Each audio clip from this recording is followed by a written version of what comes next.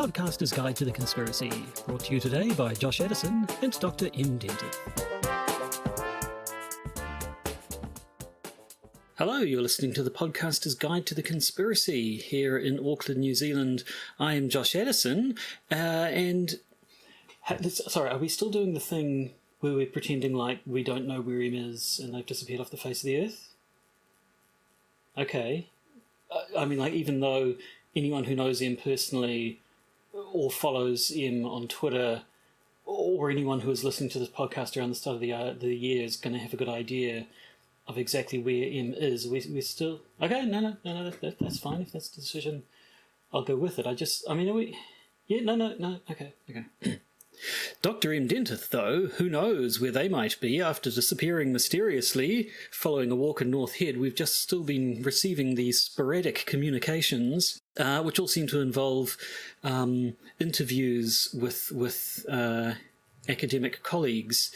So this week is more of the same. Em's left for me an interview with Martin Orr and Ginna Husting, both of Boise, Idaho, who we've heard from in this podcast before. There's talk of a hotel room, talk of quarantine, makes one suspect that Em's sort of sequestered somewhere, hiding out from who knows what.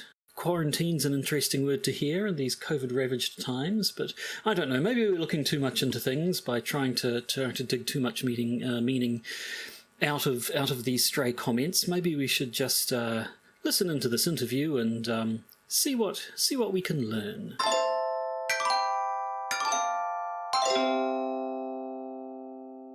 It's the 30th of June, and I'm talking with Ginna Husting and Martin Orr, sociologists both from Boise State University, and two people we haven't heard from jointly since the end of 2017, when I spent time in their delightful company in Boise, Idaho. Hello, Ginna and Marty. Hello. Hello, Em. So, let's ask the really obvious question. How has the pandemic affected you personally? Marty. I'm one of those annoying people that is not prevented. It's not like I go to the movies all the time at this point. So, but it's just mostly about not seeing people. We have a family member in long-term care, and that's been totally locked down, and so all of that, the general frustration of the response to the whole thing. One would have hoped for, if there were ever a time where people might kind of come together, this would have been it, but not so much. So that frustration carries into a lot of stuff, I think, for many people. But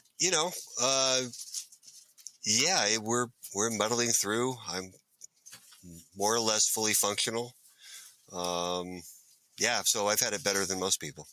So you've basically been able to use the pandemic to justify a little bit of introversion. Yeah, right. It does make it. Yeah, I'm well prepared for some of that. So yeah, having books around and Netflix. Yes, we do live in a wonderful age of streaming now, in that even I, who is stuck in a hotel room for the last 11 days, have been able to keep myself occupied with an awful lot of media. Well, I think even going back 10 years ago, bringing enough books to spend 3 weeks in quarantine would have been a substantial part of my luggage only a decade ago. Yes. Yeah. So, Ginna, how are you coping with the pandemic? It's a really good question. When the question is so big that it's really hard to wrap one's answers around, I think, in some ways. But how has it affected me and how am I coping are probably two questions. One of the interesting things about when I think back to the beginning of the pandemic, when we were all not sure what was going on, from that moment, from March a year and a half ago, I guess, it feels like I've been really sort of, it's been a weird way in which academic concerns about conspiracy theorizing have melded with personal experience, because I don't know anyone who hasn't been put in the position of trying to figure out what's true and false week to week, right? Now it's not so dramatic. But what we robustly know or think we know and how we think we know it, right? And what is most likely fact, distinguishing that from what might not be, probably isn't, and what the levels of risk are in terms of medical knowledge, but also political, right, action in the United States, for example, and sort of with implications for one's own safety. It seems like all of that has become really personal in a weird way. And so thinking back through that and thinking back to the first couple of months of trying to figure out what was going on in all those ways has really made me think twice about facile assumptions about what we know to be true and how we know it to be true, what I guess we would call epistemology. Yes, I like how you've moved our discussion on here into the second question I was going to ask, which is, how has the pandemic been affecting our work? Yeah, I guess same answer. Yeah. Because, I mean, what's quite interesting, I think, from our perspective is, of course, we come from two very different countries that have dealt with the Right. pandemic in very different ways. And this has been both dealing with it politically and also dealing with it in a kind of social epistemic way, in that New Zealand's kind of been world class with respect to very effective science communication about why we're doing things at particular points in time during the pandemic, what the science behind these claims are, why we should act in particular ways, why views about masks have changed over time. And it seems that there hasn't been an equivalent effective science communication, let alone good political governance, from the US during the course of the pandemic, at least during the Trump regime. Maybe things are different under Biden. It's hard. Marty, what do you think? I'm finding it hard to sort of distinguish because this, with the vaccine in particular, things started to get clear and snap into place. The Biden presidency happened at the same time, and it's hard for me to know what the causal relationship was. Although we did even, the CDC was having such difficulty, I think, under Trump, that a lot of what they wanted to say was suppressed. Some of what they wanted to say was was obviously problematic at the beginning about masks, right? Yeah. Oh yeah, I think so. The CDC is a political entity, and they've been pretty clear since that they were worried about people snapping up masks away from right. And even though it certainly couldn't have hurt. Until we knew more, why not? Had we the supply?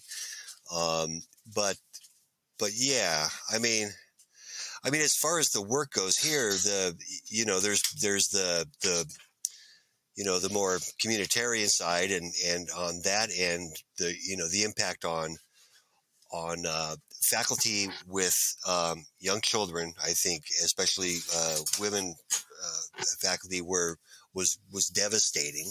Yeah. And students across the board were, it was just beyond belief. It just sort of the worst student nightmare you've been across in your career, and then that's basically half the class. So that's been the weirdest part on the work, and of course all of that, I don't know how far from the more egoistic side it is set back our professional agendas and things like that. But and I was our department chair was supposed to be teaching abroad, and I thought it would be easy duty to act as interim chair, and all this went down about 4 weeks in, Ginna, or something like that. Yeah. And the rest of that semester was just a blur. And the students nobody knew what to do, of course. So, and I think people are starting to feel like they do now, but I think there will probably still be surprises, and what post-pandemic higher ed in the U.S. looks like, I think, is still kind of bit of an open question. Well, actually, I mean, that's a really interesting point, because there is a worry, of course, that university administrations are going to use the changes that occurred due to coping with teaching during a pandemic and then bed those changes in. So there's a university in Aotearoa, New Zealand, who I won't name, which brought in a scaling mechanism to deal with how student marks worked during the pandemic, which was at a point where, because of lockdowns, we couldn't teach in person. We, of course, have gone back to teaching in person throughout this year, apart from 1 or 2 breaks where we thought there was COVID in the community. And yet this university is continuing to use a scaling mechanism that was designed to cope with a locked down student population that couldn't be in classes. And they're using it throughout this year, and people are going, this now seems to be policy that we're going to be scaling marks all the time. But we brought in the scaling to deal with the fact that there was a crisis and we knew that students weren't coping particularly well. But we're actually back to where we were over a year ago teaching wise. So why is the scaling still in effect? Because the cause for why we brought the policy in isn't there anymore. Why is the university continuing down this path? Yeah, it is a problem, or it is potentially a problem. Yeah, I don't know. I think the push is going to be to get people back in the classroom and sort of reestablish the old normal. I think a lot of students are going to be more interested in remote learning than were pre-pandemic, and the balance is going to have to shift in that direction. I mean, people discovered that learning remotely solves some daycare problems, and it solves some saved me a couple $100 on parking this year, and things like that. So I think reestablishing post pandemic campus life will be interesting. We were talking about these conferences that you can sort of go to that, I mean, Ginna, could you have gone to a conference in Ireland pre-pandemic very easily? Or No, So exactly. it's kind of cool in some ways. There's Right. some opportunities for doing things in a better, different way, I think. Plus, it does mean we can now pivot to a PragerU style way of delivering content online. Well, yeehaw. Yeah. So, I mean, that's it's interesting because I don't know what the data are anecdotally. Just while we're on this subject, I had students who thrived online, and I did remote synchronous teaching because that's what I still wanted to have, sort of co-presence in time. And they were surprised, and that they were thriving, or at least finding it okay to be on Zoom and doing sort of. I also did a fair bit of self-directed sort of asynchronous parts of that because of the way that Zoom creates fatigue. But I also had students that I hadn't expected to feel upset and never really adjust to being on Zoom. Very good students. And so it wasn't really predictable in the way that I thought. I think that it's just like everything else about teaching and learning.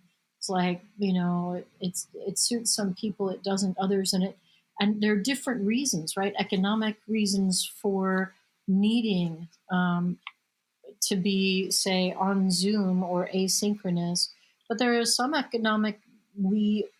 ultimately economic reasons for appreciating having a time away in the classroom. You can say to your boss, I need to be in class now. And then you're in class. You're not also trying to take care of your kids because you're in the classroom. So you've got some Wolfian room of your own.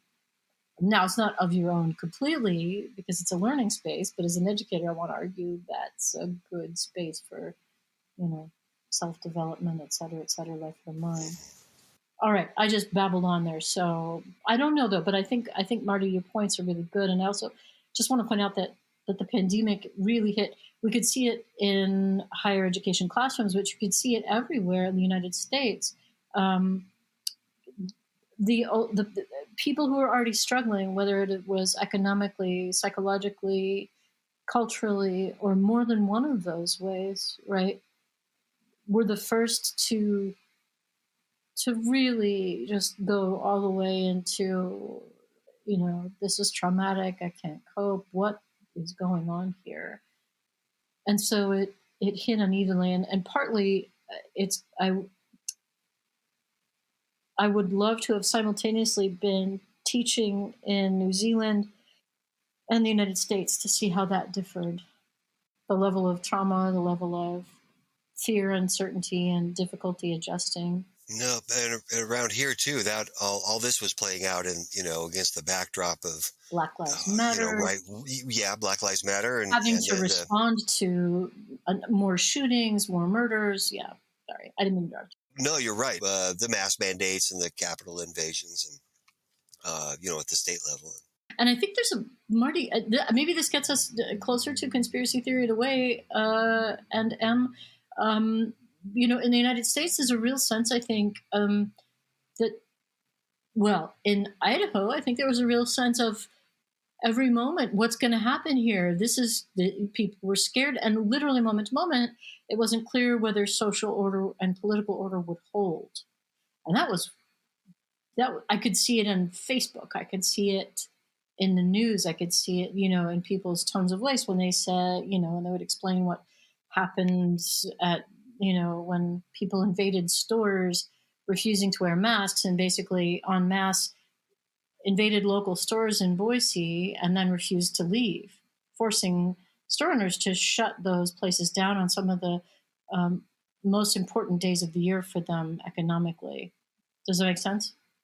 The days before, holidays, the last shopping day, the biggest shopping day before holidays. And this was strategically done. And so the feeling that things were in chaos made me think about moral panics and conspiracy theorizing, all that stuff more. And in terms of like my own approach to conspiracy theories and conspiracy theories, I really had a sort of a, well, your recent paper on COVID and its title kind of gets and the sort of premise gets at like, wait a minute, was I wrong about all of this? If I'm a particularist, maybe this is a threat to the social order as such.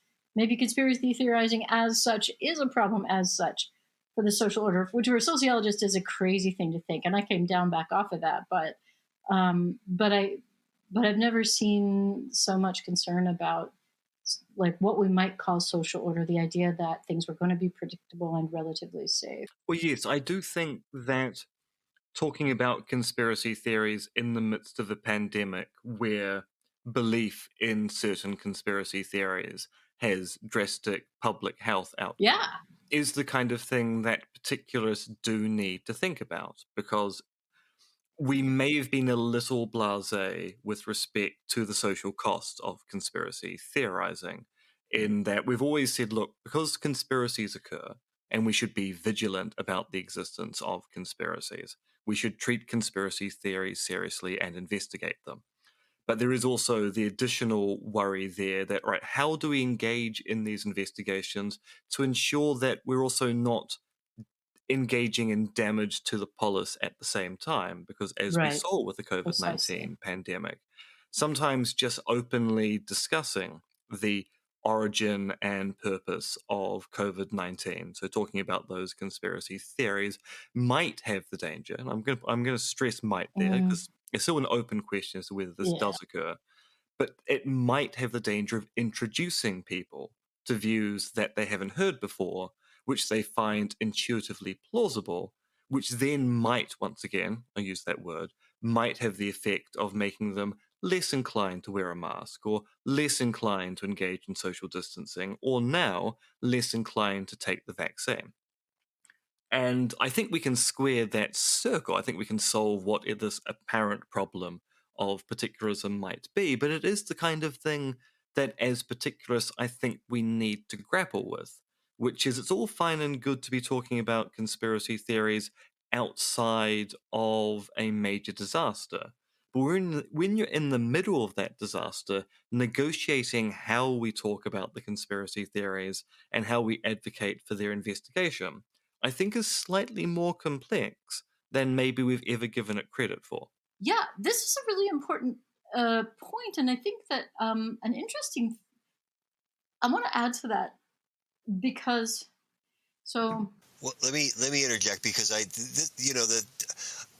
all the sort of conspiracy theories, and I'm not sure this is probably more of a conspiracy hypothesis, I guess, but the idea that the government forcing people to wear masks was an attempt to muzzle them, an attempt to limit their freedom of speech, and it's just talk louder so people can hear you through the mask. Yes, it's exactly. like they're do we what's to investigate here? Well, I mean, and so I have to. It's one of those things where you can go, well, okay, that's a theory. Let's investigate, and then about 5 seconds later, you go, how is that possibly an infringement on your First Amendment rights of any kind? I don't understand. So, and again, short of, I mean, the hearing impaired. I mean, things like this. There are reasonable grounds to not want to wear a mask, but the fact that it's a denial of your First Amendment right to free speech seems a bit of a stretch.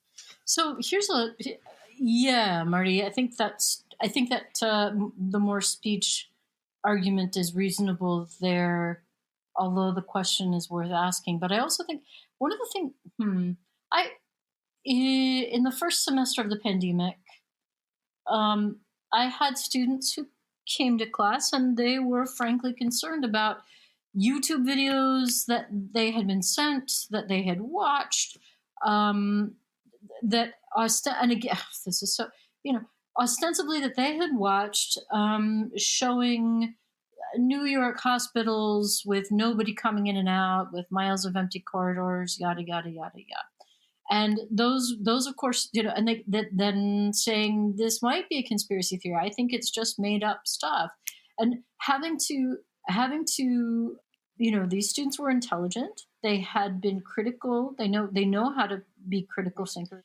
And yet there's a way in which those kinds of images, I mean, part of the problem here is that those kinds of images are designed, right? They didn't just happen. They didn't just end up in students' hands. They were designed to create these sorts of problems. And so I want to go back to M's point, or at least I hope I'm going to connect with M's point here. So the sociology of social movements, which also is sort of, it's in between the disciplines of sociology and political science. I think it developed originally in sociology. That's where most of the early work was, until at least probably mid-90s, and then political science started getting involved as well. It's a really deep literature, and it's got some real big divisions and polarizations, which is a good thing in an academic area. And one of the reasons that I really distrust the psychology of conspiracy theory work, because there are almost no conflict about method, about results, about theoretical frameworks, and that's scary. But back to my main point, the sociology of social movements has long tried to identify, out of the welter of things that happened before, say, an invasion of a Capitol building occurs, what motivates people, what needs to be in place. Am I making sense? What resources need to be mobilized, what political structures and opportunities are in place or open or closed for people, and then the techniques that they know or learn or are taught, right? Because these things don't happen, and they're not, like, it's not obvious. What happened at the Capitol, for example, is not obvious to people. It wouldn't be obvious to us what to do, quote unquote. Does that make sense? Or to anybody? People are taught this stuff. And so my point here is that it's not just a simple learning about an idea, like COVID is a hoax, or, the election has been stolen, right, that make people act in these ways. It's almost like the tip of an iceberg, and there's a huge amount of ice under the water, and it's historical ice. It's built up over time. So now I'm mixing metaphors, but still I'm going to stick with my weird mixed iceberg metaphor. And so the conditions that create that, all the stuff that enable a particular kind of, say, concern about hoaxes or 5G, right, COVID stuff to happen, that's all laid in place well before the thing happens. And so I don't think there's a one-to-one correspondence between, we say these ideas. I could be wrong, though, and I think that the pandemic has made me worry about this and think about it much more deeply, right? But there's not a one-to-one correspondence between ideology, say, repertoires of collective action, like refusal to get a vaccine or the spread of information about a vaccine being an attempt of the government to spy on you through nanoparticles and the whatever. Does that make sense? It does to me. But and the stuff that wasn't conspiracy theory so much, but part of this that's amazed me, and I'm just, picking up on the anti-vax thing, are the number of healthcare workers in this country who say, well, they want to do some more research, which for anyone who isn't a virologist largely consists of Googling something. And if it's not on the first page, we generally stop. Right. So this is what people in this country, they want to do their own research about everything. And it's just, and I guess the annoying thing is that, well, given that you're only going to spend about 45 seconds doing said research, why don't you go ahead and get on with that? And then you get back to me and we'll have a conversation about. But doesn't that confirm M's concern precisely that, look, somebody reads the abstract of a particularist argument and then say, I know particularist arguments have been taken up in precisely these ways by people who believe things that I think are not good and not true, more to the point, because good is a separate question. I'm not as interested in that. Does that? Yeah. Yeah. Well, I guess, and it's sort of a tangent, but the problem of expertise that I know you've talked about. Well, yeah. It is a problem. Yeah. It's different. It's different. Like we're so accustomed to going on Yelp or whatever to find out how people rate auto mechanics. Exactly right. It's like, well, let's it's like which virologist has 4 stars or whatever. It's I don't know. Did that make any sense at all? It did. In New Zealand, I'm guessing, though, the context in which knowledge could be taken to be probably true, at least true for now, as best we can do, and having been vetted for precisely the collective good or public safety overall, right, was much higher. It's not to say that we haven't had similar issues. They just don't seem to have been as persuasive in our polities. So we have a prominent epidemiologist who works at the University of Auckland who advocates for a Swedish-style model with respect to dealing with COVID-19. And he continues to maintain that, even though the Swedish model has been shown to be a complete and absolute failure, and is now associating with anti-vaccination groups around COVID-19. This group called Voices for Freedom. So we have, the educated academics who are doing exactly this kind of thing. We have healthcare workers who are resistant towards taking vaccines. We have purported doctors. I'll use purported there because often when you start looking into their credentials, you find out they're not really doctors at all, who are talking about the dangers of vaccination regimes and the like. It's just that these have remained incredibly fringe views in our community. And that's in part because, as I said at the front of the show, we kind of had a world-class response to the COVID-19 pandemic. We had a government that gave briefings every day. We continued to have official information access requests being made about what's going on with the pandemic. So news would come out about failures in the system. The government would need to front on that and discuss it. We had expert science communicators, people like Susie Wiles and the like, who were on a day-by-day basis engaging in advocacy for explaining why the state of the science was this at this particular point in time. We had this great example that Susie Wiles, who is a scientist who works at the University of Auckland, was engaging in a lot of public outreach over COVID-19. At the beginning of the pandemic, she was going, look, masks aren't particularly important. They're not going to do much for preventing the transmission of COVID-19. 6 months later, she changed her tune, and she explained why she had changed her tune. She said, look, the science has changed on masking since the first time I talked about it. So I do think when I talked about masking at the beginning of the pandemic and how masks really weren't going to be useful, based on what we knew at the time, that was good advice. In retrospect, that was terrible advice, but that's because the science has changed and I've updated my views. And so by having these kind of frank discussions in public, we kind of engendered trust in the polis that, look, they seem to know what they're doing because they're explaining why they're doing it all the time. It's interesting because size and what we might call sort of how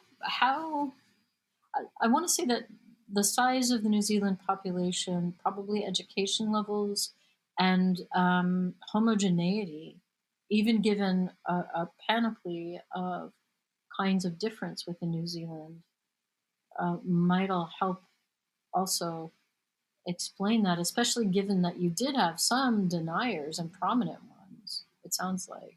I mean, it's a little bit hard to tell. I mean, I think one thing which kind of did benefit our local response is our relatively small population. I mean, so turns out land-wise, we're bigger than the UK. So actually land-wise, we're actually fairly large as countries go.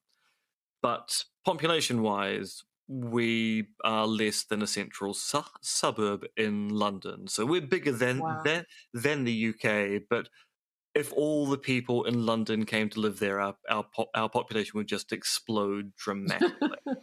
So it is a case that we're a small population where a lot of people know other people. Most of us have had some interaction with a senior government minister at some point during our lives, whether a PM-to-be stole your shopping cart at a supermarket, or you dropped into the pub and the finance minister happened to be there that particular night.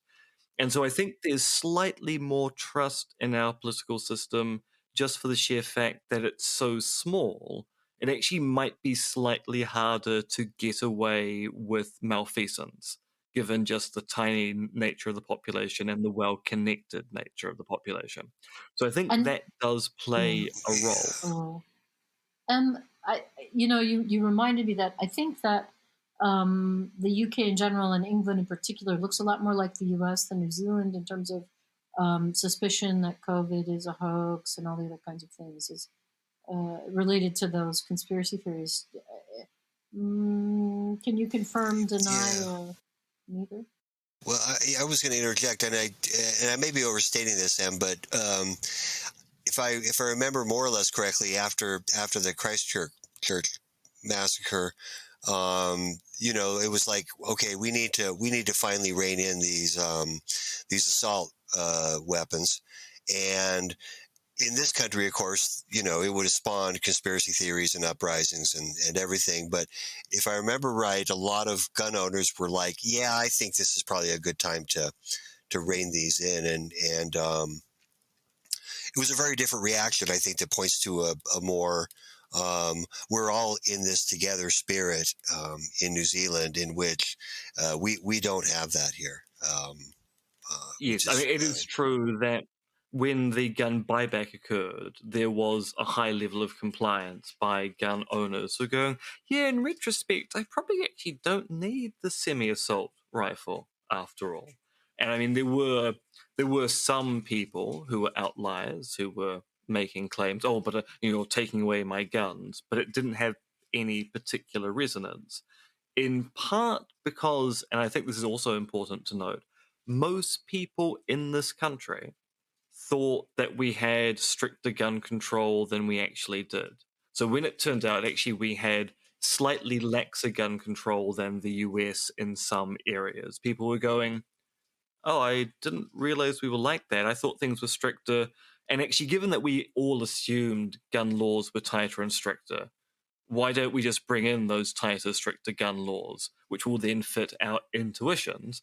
And people going, yeah, well, actually, that seems like a great idea, and I'll give up my guns. Pretty nice. Oh yeah, no, it turned out to be a quite pleasant reaction, because after a crisis, we've seen what happens overseas when crises of this particular type occur.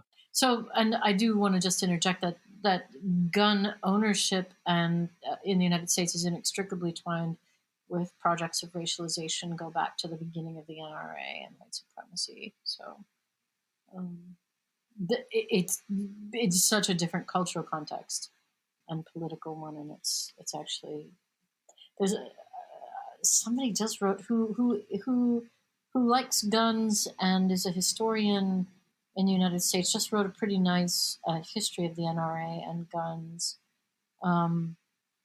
And I wish I could remember his name. Of course, it'll come to me after we end the podcast. There's a lot, and there's been stuff done about the cowboy movie was, in a lot of ways, advertising for Winchester rifles and things like that.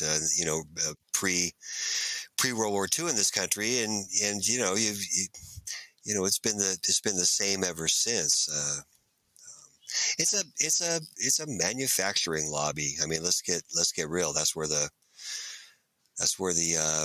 money comes from. Can I try to stumble back towards something that I keep thinking? Well, I'll try it, and then we'll edit this part out, right? Okay. So I've been thinking for the past day about a conversation that we all had actually about with some other conspiracy theorists about this problem, right? The problem of how dangerous are conspiracy theories, right?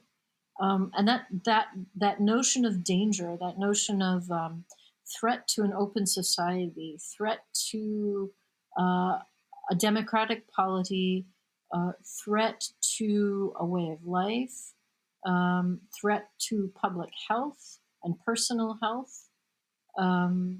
Those are all claims that have been made about conspiracy theorizing, and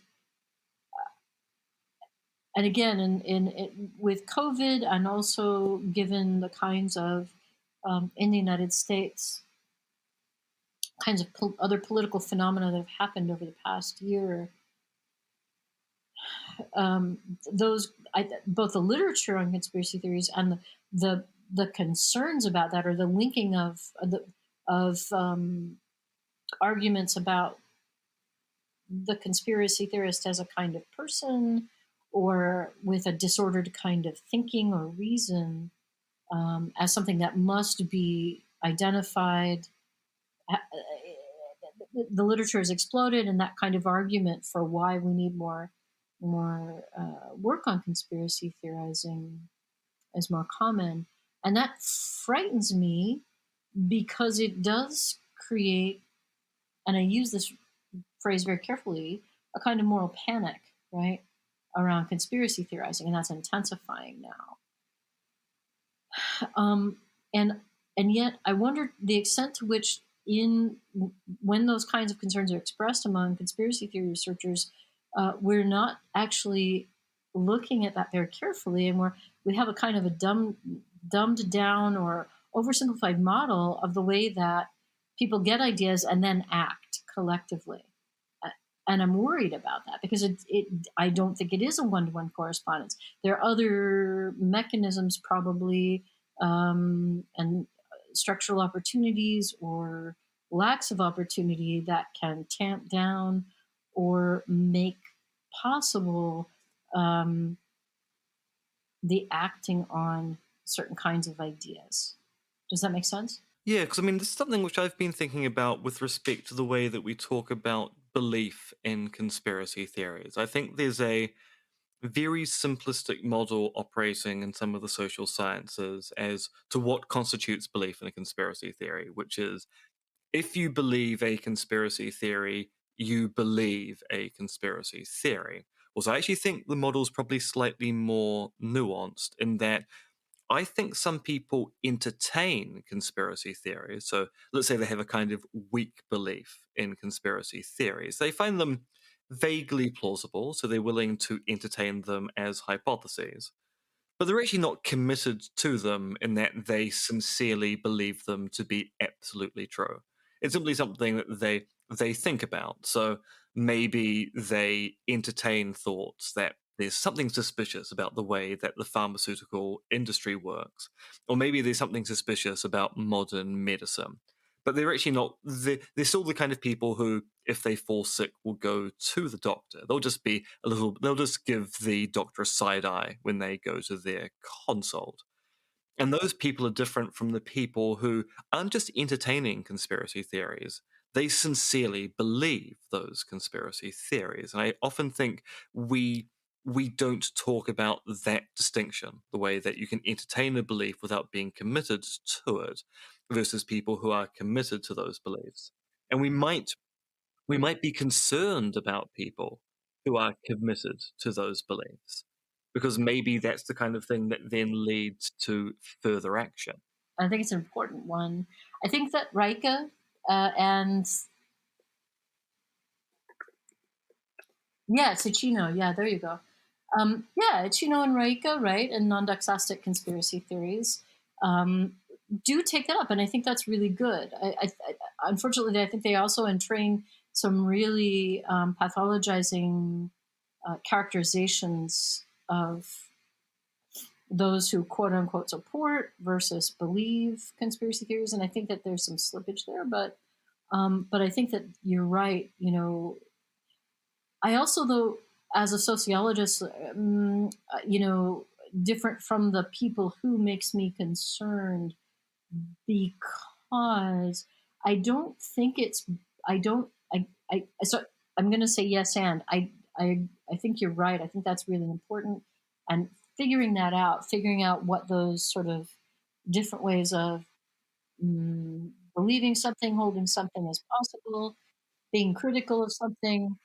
Yeah, there's something really interesting in thinking about the sort of people's relative investment in certain kinds of ideas. But that's important, and it's actually different from what I was trying to gesture at. And I don't think I'm doing it very well, but it's that ideation doesn't in any simple way lead to action. And a lot of the literature, especially the psychology literature, social psychology literature, which narrowly focuses in on certain kinds of beliefs or people, the characteristics of people who believe those things, right, has this really oversimplified and impoverished model of how it is that we come to act in the world individually and even more so collectively.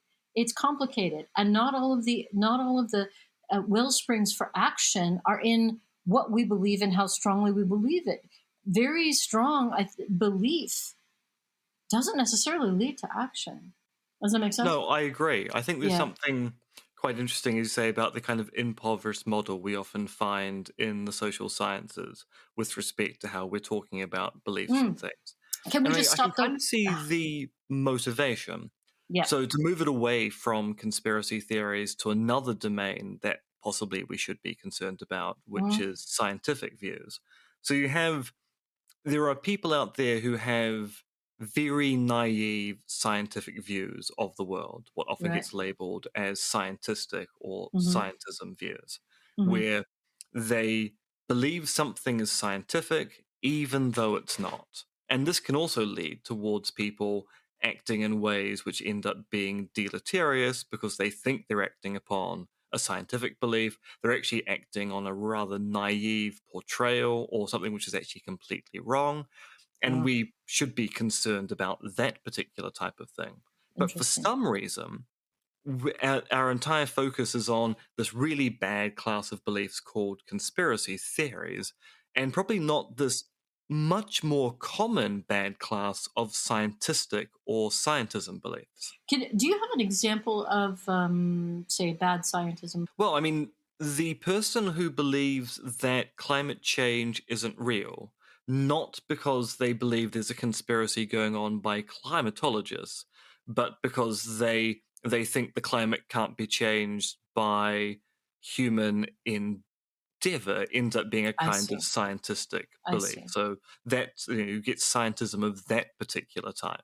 Hmm. So they'll believe that the ecosystem is so robust that anthropocentric activity in no way can change it, which turns out to be scientism, because scientists don't believe that, but people go, no, the science is pretty clear on this. Okay, so no, actually the science is not clear on this at all. In fact, the Mm-hmm. science is actually quite clearly against your view, but you're Mm-hmm. trying to make your view seem scientific, and that seems like a bit of a problem. Hmm. Yes, because not every climate change denier. Oh yeah. It's been going on a long time, though. I mean, well, I was just going to point to the, way back in the 50s or whatever, four out of five doctors smoked Camels. So, I mean, the latching on to the sort of prestige of science. Anyway, similar, maybe not. A lot of cigarette ads of those days are going to be great examples of scientistic advertising.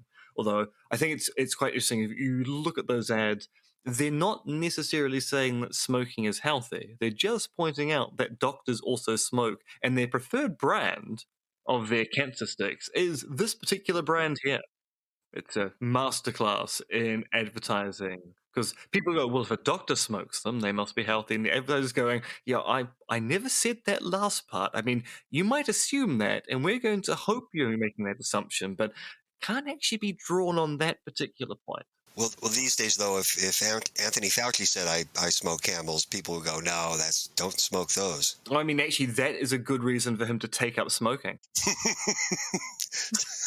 Good science communication. Yeah. Okay. So look, if they're going to do the opposite of everything I do, then I need to start doing things the wrong way and thus inspire people to act against me. Yeah.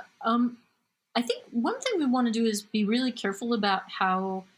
So I've noticed sometimes that philosophers like to generalize about social science of conspiracy theory That by is true. looking We at do. the social. Yes, by looking at the social psychologists, and they don't stand. This is a synecdochal error that's really important and shouldn't be happening, because they don't get to stand for social science or the social science perspective. They're really problematic. Not all of it. Some of it's brilliant, but a lot of it is edit out what I just said about problematic. So I don't want to insult the Well, social no, psychologist. it's neither social nor.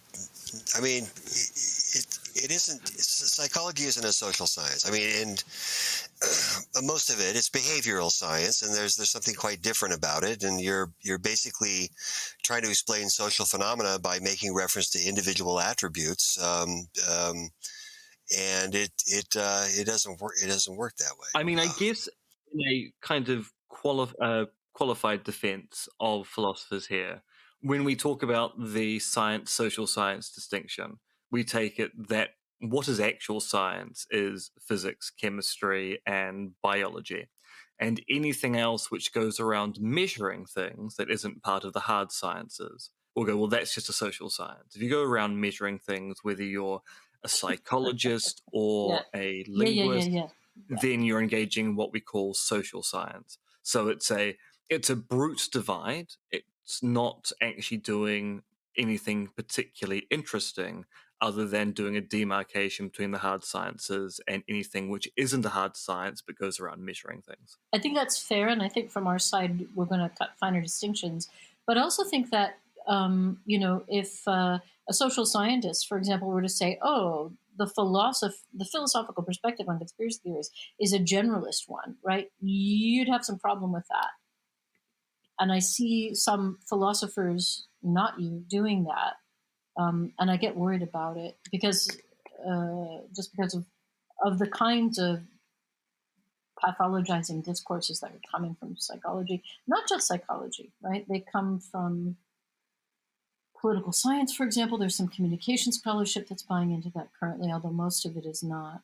And in political science, I mean, there's sort of a psychological wing to it in a lot of ways, and there are people that do it a little more sociologically, and there's of course political philosophy that usually political science departments don't want anything to do with, but I wasn't objecting to the natural social science division so much as within, when psychology. Psychology, I think, is bigger than the social sciences. I mean, we're at Boise State, they're calling it psychological science to really, make it clear we're talking about, gray matter and neurons, and we're not talking about, hierarchies of need or the id or anything like that. So the psychology here, at least, is really been pushed into the it's basically biochemistry, and the cultural dimensions are, I don't know, and maybe our campus is an outlier, but I think the cultural dimensions tend to be kind of set aside. And I think the psychologists looking at conspiracy theories tend to do that a little bit. That the problem is, like, what's wrong with these individuals that lead them to believe this instead of us normal people that don't believe in conspiracies, except for when they're official ones, like the Downing Street memos or whatever. Now, my breakfast has just arrived, so I should probably start chowing down to start the day properly with the right level of energy to get me through yet another day of quarantine. But before we go, where do you think we should be heading academically in the study of these things called conspiracy theories? What's next, do you think, on the agenda for conspiracy theory? I'll start with you first, Ginna. Well, I guess I'd like to sort of aim that back at you. What do you think? No, I asked you. Yeah, but then I asked you back. Then we'll cross over to Marty whilst we both think of answers to that question. Marty, you've now had enough cogitation time to allow Ginna and I to come up with answers. Well, I think if you kind of look at the landscape, but part of it is how do we? I think there's starting to be a consensus that yeah, we do need to investigate conspiracy theories, at least in principle, and there's been some effort among the particularists to say, it does make some sense to figure out how do we prioritize these investigations, and I think that may be some important practically, and some important bridge building, and I guess I've not being a fully fledged philosopher, a fellow traveler, a tourist, a wannabe, but I wonder, when I look at a lot of conspiracy theories, I think that they have logical flaws that really mean that the evidential issue is moot. I mean, you can make claims that are so logically flawed, and some conspiracy theories are, and the problem is not their conspiracy theories. The problem is they're logically flawed, and there may be some things we can identify that's kind of say, well, because when we're doing a research project, we want to make sure we have our concepts straight and we're operationalizing soundly, and we're not, and for me, I think a flaw that a lot of conspiracy theories make is reification, in the very general sense of, we're treating an abstraction as if it had some kind of concrete existence. We're saying the government did something, and that that doesn't really tell us anything meaningful. The government's covering up the existence of UFOs. Well, is this the Department of Transportation that's involved? Let's be specific. But at any rate, I don't know. That was one thing that's come to mind. I know there are ethical arguments. We can set this one aside because it's problematic. But I don't know. That's probably more a job for you than I. But maybe there are some things, some kind of signals of flawed conceptualization that we can say, well, let's look at this, and it's not the problem is not that it's a conspiracy theory. The problem is that it, you know, treats society as the sort of thing with needs and desires and plans and hopes and wishes, when in fact it's just, an abstract concept we use for a, I don't know, group of people with certain culture, certain boundaries, whatever. I mean, there's a number of ways you might do that, but you can't hit a society with a stick. I mean, it's not something that's out there, right? Yeah, I believe that was what Margaret Thatcher said. There's no such thing as society because you can't hit it with a stick. Oh, is that her phrase? Well, I mean, but there's a truth to that. I mean, it's not to say there's not a collective good, but usually when it's a problem is that, society's demanding that we get tough on crime. Well, that's just you that wants us to get tough on crime. That isn't society demanding this, and that kind of that. I think that can be a problem with some conspiracy theories. And, the conspiracy, academics are trying to indoctrinate students. It's like, well, all of them. I mean, the engineers, the people teaching, marketing maybe, but I mean, it's silly on other levels. I mean, we could look at the evidence, that'd be fine. But does it make sense to, I don't know, a bit of a ramble, but some of the things you've been writing, and I think others have been talking about in response, that, there's not enough time in the day to investigate flat Earth theories. So how do we prioritize? And perhaps one way is that, there are logical flaws to many theories, and conspiracy theories, non-conspiracy theories, and we maybe should spend some time on that a little bit, and maybe this animal called conspiracy theory shares some common flaws, and I think a sort of reification or personification of groups of people. I mean, if you start a sentence by saying, the Jews are conspiring to X, there's a problem with that, because there are no the Jews, right? I mean, does this include Mel Brooks? Are we including, how many people are involved here, right? Are these Hasidic Jews? Are these, I think we can do blood quantum there, Marty. Yeah, well, you know what I'm saying, though. It's like when you say the government, right? Let's not resurrect that again. Right. I mean, there's just when we attribute some outcome to a group that doesn't exist, I think that's maybe where we might start to go, let's set this one aside and focus on the 5G issue first. Okay, so my pitch. So, as has been fairly obvious in some of the work that I've been doing recently, I'm quite interested in how we go around generating communities that investigate these things called conspiracy theories. And so I want to spend a bit of time either later this year or the beginning of next year looking at the Irish model of their citizens' assemblies and the way that they've been negotiating things like abortion, gay marriage, trans rights, and the like in the Republic of Ireland. Because Ireland is a great example of a country which you would ostensibly think would have a fairly conservative political culture, given the role of Catholicism in the Republic's history and views they've had around a whole bunch of things, such as aforementioned abortion, gay rights, trans rights, and the like.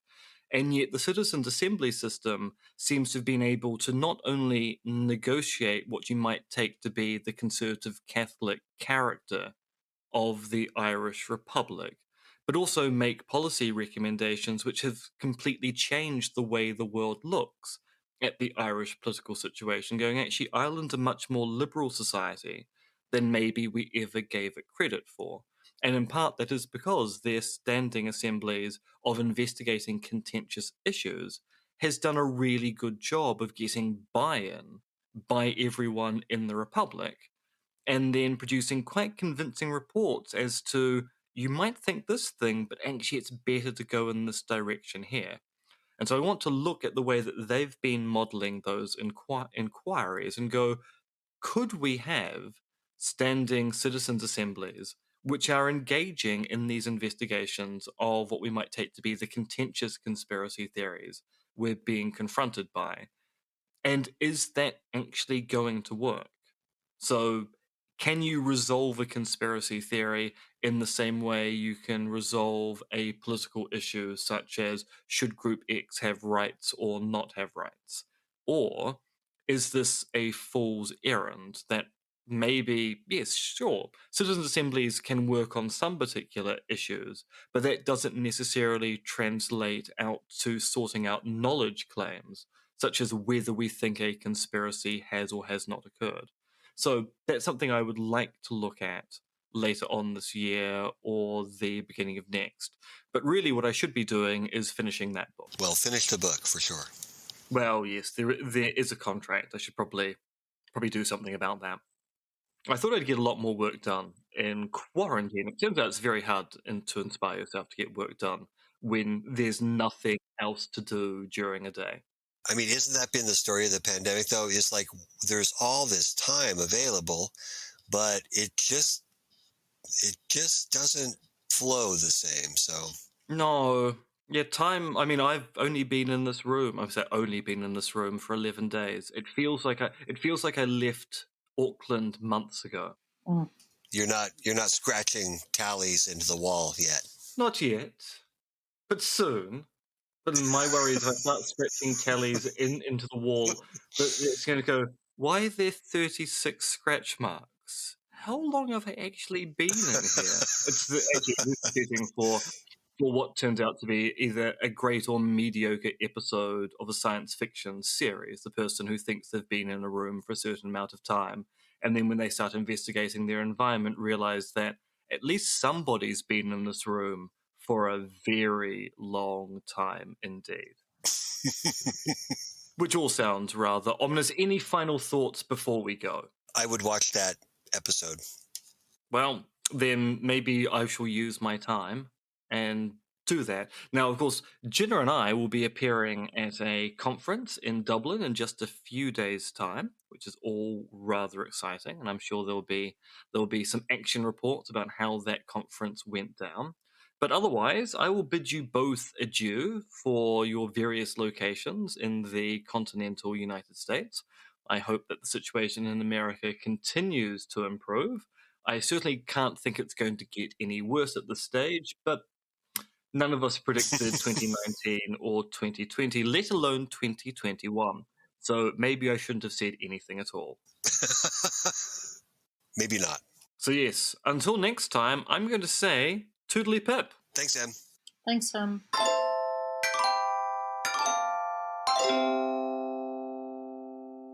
Well, I suppose that's about what we expected. A very interesting and educational talk from a trio of academics. Interesting that sort of the discussions around COVID and gun reform, the talk of sort of the New Zealand character, the possibly cultural differences that affect how we've responded to things. Reminded me a few weeks ago I went to a comedy show by James Nokise, who's a New Zealand Samoan comedian who's usually based in London but got stuck here thanks to COVID and lockdowns and what have you. And he was talking about how he was very impressed by Jacinda Ardern, not because she listened to scientists and took their advice. That he was saying is basically should have just been basic competence for all world leaders, and it only seems remarkable because so many other leaders didn't do that.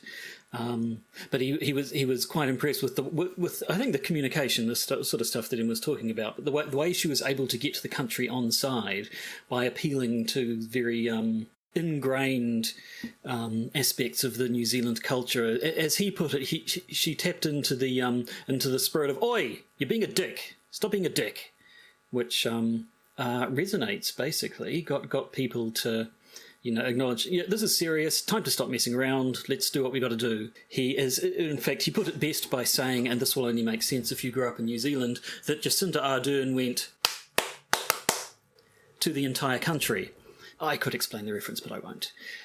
So yeah, there did seem to be an aspect of, I don't know, it's not like people talk about conformism with other countries around sort of, they're told what to do and they do it, but it didn't seem to be that so much as just, I don't know, almost more pragmatic. It was once it had been communicated and we had accepted the idea that, yes, this is a serious thing and this is what we got to do.